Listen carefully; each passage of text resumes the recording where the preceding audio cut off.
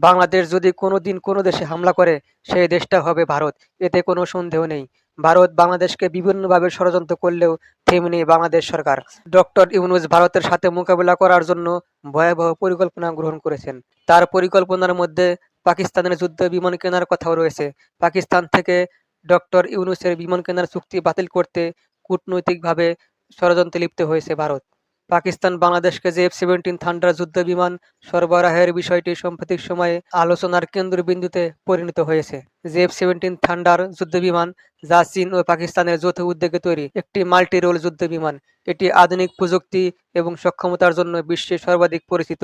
এই চুক্তিটি বাংলাদেশের সামরিক ব্যবস্থাকে শক্তিশালী করার লক্ষ্যে একটি গুরুত্বপূর্ণ পদক্ষেপ হিসেবে বিবেচিত হচ্ছে। যে F-17 থান্ডার ফাইটার বিমানের সম্ভাব্য চুক্তি নিয়ে পাকিস্তান ও বাংলাদেশের মধ্যে আলোচনা জোরদার হয়েছে। খবরে বলা হয়েছে, এ নিয়ে দুই দেশের মধ্যে আলোচনা চলছে। এই আলোচনা এমন এক সময়ে হচ্ছে যখন বাংলাদেশের রাজনীতিতে টালমাটাল অবস্থার মধ্যে ভারত বাংলাদেশের সম্পর্কের উত্থান-পতন চলছে। এই চুক্তির বিষয়ে পাকিস্তানের সাবেক কূটনীতিক আব্দুল বাসিত একে দুই দেশের জন্য সুখবর বলেছেন। ভারতে পাকিস্তানের হাইকমিশনার থাকা বাসিত কটূক্তি করে বলেছিলেন যে এর কারণে ভারত চিন্তিত হতে পারে। তিনি আরও বলেন, পাকিস্তান ও বাংলাদেশের মধ্যে সম্পর্কের উন্নতি হচ্ছে। সম্প্রতি বাংলাদেশ সেনাবাহিনীর ঊর্ধ্বতন কর্মকর্তারা পাকিস্তান সফর করেন। প্রাথমিকভাবে বাংলাদেশ প্রায় 12 থেকে 16টি যে F-17 বিমান সংগ্রহ করতে আগ্রহী।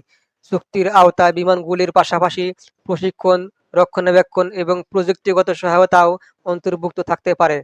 চুক্তির মূল্য এখনও চূড়ান্ত হয়নি, তবে এটি কয়েকশো মিলিয়ন ডলারের মধ্যে হতে পারে বলে ধারণা করা হচ্ছে। অন্যান্য আধুনিক যুদ্ধ বিমানের তুলনায় যে F-17 যুদ্ধ বিমানের ক্রয় ও রক্ষণাবেক্ষণ খরচ তুলনামূলকভাবে কম, যা বাংলাদেশের মতো দেশের জন্য উপযুক্ত। পাকিস্তান ও চীনের সহযোগিতায় যে F-17 থান্ডার যুদ্ধ বিমান তৈরি করা হয়েছে। এটি একটি হালকা ওজনের মাল্টি-রোল ফাইটার এয়ারক্রাফট। এটি চতুর্থ প্রজন্মের বিমান। এর গতি এবং পরিসর সম্পর্কে কথা বললে, এই বিমানটি প্রতি ঘন্টায় 1960 কিলোমিটার পর্যন্ত গতিতে উঠতে পারে এবং এর পরিচালন পরিসীমা প্রায় 1350 কিলোমিটার। এই বিমানটি এয়ার থেকে এয়ার এবং এয়ার টু গ্রাউন্ড মিসাইল দিয়ে সজ্জিত। এটিতে আধুনিক এভিওনিক্স রাডার এবং অস্ত্র ব্যবস্থা অন্তর্ভুক্ত রয়েছে।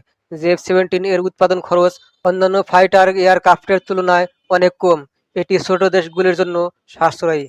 বিশ্লেষকরা বলেছেন, যে F-17 থান্ডার যুদ্ধ বিমান বাংলাদেশের অধীনে হলে তা বাংলাদেশের আকাশসীমা প্রতিরক্ষার জন্য কার্যকর ভূমিকা রাখতে সক্ষম হবে। এই চুক্তিটি বাংলাদেশের সামরিক সক্ষমতা বৃদ্ধিতে উল্লেখযোগ্য ভূমিকা রাখবে। যে F-17 বিমানগুলি বাংলাদেশের বিমান বাহিনীর আধুনিকায়নের পথে একটি বড় ভূমিকা রাখবে। এছাড়াও এই চুক্তি বাংলাদেশ ও পাকিস্তানের মধ্যে সামরিক সহযোগিতাকে আরও জোরদার করবে বলে আশা করা হচ্ছে।